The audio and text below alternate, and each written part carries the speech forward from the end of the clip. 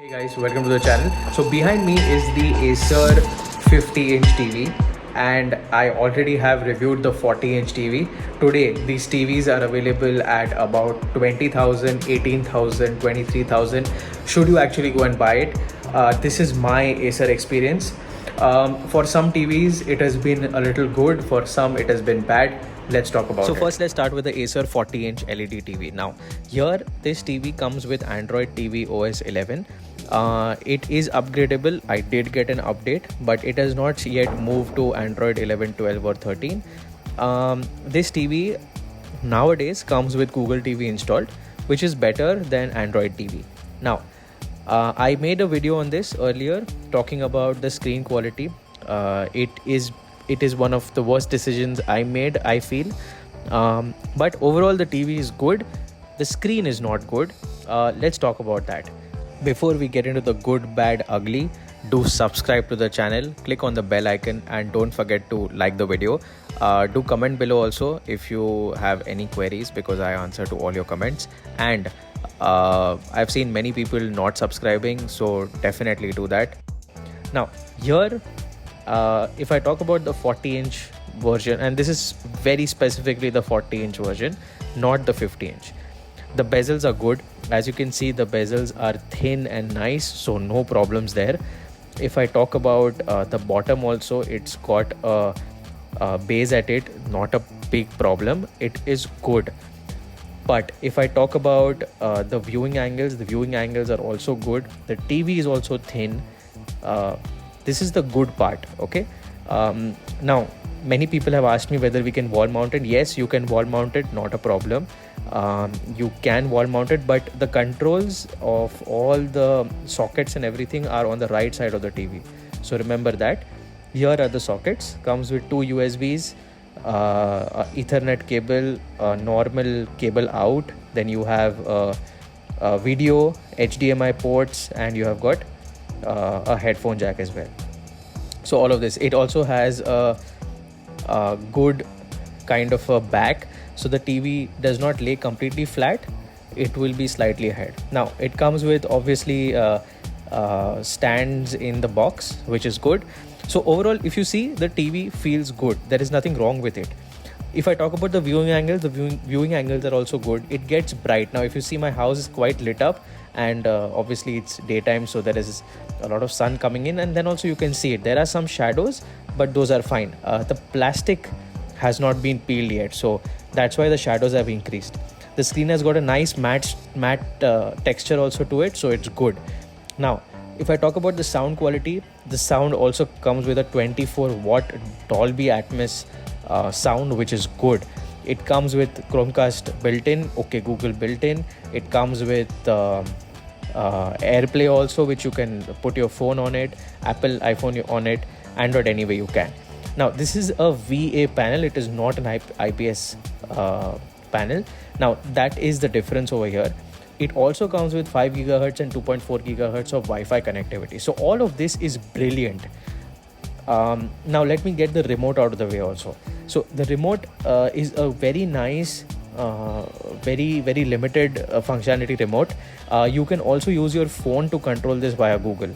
Okay, now these are some special functions. It also comes with its inbuilt night mode. Before that, let's talk about the fastcast. Now fastcast is inbuilt. Here you can use your AirPlay, your Apple AirPlay. You can use Chromecast.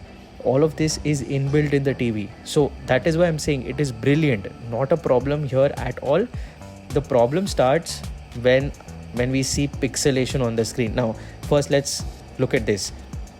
So obviously you have Chromecast, you have iPhone share, you can even do your presentations, you can put your Windows PC. All of this is inbuilt into the TV, so no external apps required. Now if you want external apps, you can install them.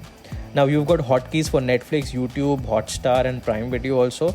So Disney Hotstar, so it's all of that is there. The Google also works, not a problem, but it takes some time. It's slightly slow. It does work, but slightly slow, so you need to accept that over there. Now coming to the rest of the functionalities, let's also talk about the settings part. Now under settings, you have various options where you can even change the HDMI CEC settings, so that is also good. So if you have, say, a set-top box connected or something, it will immediately route to that. Now you can connect your external set-top boxes also, so that's there. Now if I talk about the brightness, clarity, everything can be triggered over here. You can change it according to your liking, like every other TV, so it's good. But I personally like this dynamic part, which is good. Okay, now if you see, I've taken the camera close, and you can actually pick up the pixels. Now if I see a 4K HD TV or even a normal HD TV, which I already have, that it does not pick up so many pixels. The problem is that the home screen of this TV feels blurred, and that is where the challenge is. Now let's look at a contrasting difference into the 50-inch. So now let's talk about the Acer 50-inch. Now here things completely change.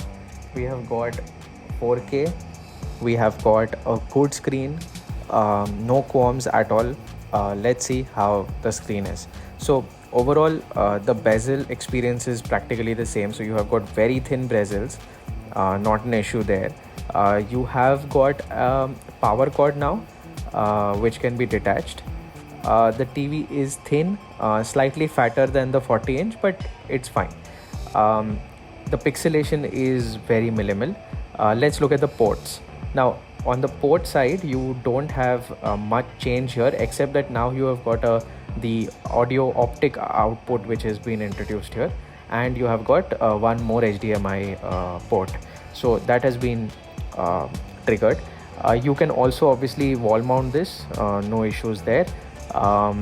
It looks good on a table, like how I've put it at the same place as the 40-inch, so that it becomes easier for you to see the difference, but the size is much bigger than the 40-inch. Of course, it comes with the same Android TV 11. Yes, the sound output is slightly higher at 30 watts now. The feature set is more or less similar, so the remote is also more or less similar. You don't have much differences here, but if I talk about the overall speed, it has improved, but otherwise everything else remains the same. Now the best part about these TVs is that there is a striking difference between the 40-inch and the 50-inch. If you decide to go for a 40-inch, my recommendation would be go for the 43-inch instead and not the 40-inch, because the clarity completely changes and the cost difference is not much. So if you have to buy an Acer TV, definitely go for the 43-inch and above, not 40-inch and below, unless obviously you want a TV which is cheap and you don't mind a slightly hazy display or a blurred display, then you can go for a smaller TV. But if you want a good TV at a good price, go for the 43-inch or the 50-inch. Here are the prices. So here you can see all the three variants which you can go for. Again, my recommendation is simple, but obviously I'm open to your comments down in the comment section. If you have any questions, I will answer to all your queries, so you can write below. Now, apart from the features which are there on the 40-inch, you get slightly more features like world clock and all of these things over here, but it still comes with the same Android, so no improvements there. But this is more of a TV which you can buy for an office setup also, and you will be happy. So yes, that's there. It still has the same fastcast, so you can still project your iPhone, Android, Windows PC, all of that still remains, and everything is built in. You can even use this TV as a hotspot if you want to, so that is fantastic. Now if I talk about the other challenges like warranty and everything, so the Acer TVs come with a good 1-year warranty without a problem. These are manufactured in India only, the panels, as per my research. If I'm wrong, please correct me, but it is a Indian manufactured TV, and it's on a contract basis from Acer on a license use, and the TVs are good. The For my 40-inch, because it was blurred, I reached out to Acer, I reached out to Flipkart. Flipkart was more helpful than Acer, but Acer was also pretty okay, but it was just that I bought the TV and it had not been too much time, so Acer did not want to get into it. So remember, if you have a problem with your TV in this in these sale days, go for contacting the website rather than the manufacturer. That will help. The Acer experience was okay. The customer representative was helpful. Overall, no problems there. So if you ever have a challenge with the TV, you can reach out to Acer, not an issue. So that's all from the video so far. Do let me know down in the comment section if you have any queries with regards to Acer TVs or any other TVs. I have reviewed the LG TV very recently and the View also. If you want, check it out on the channel. I'll link them in the description as well. And as usual, thanks for watching.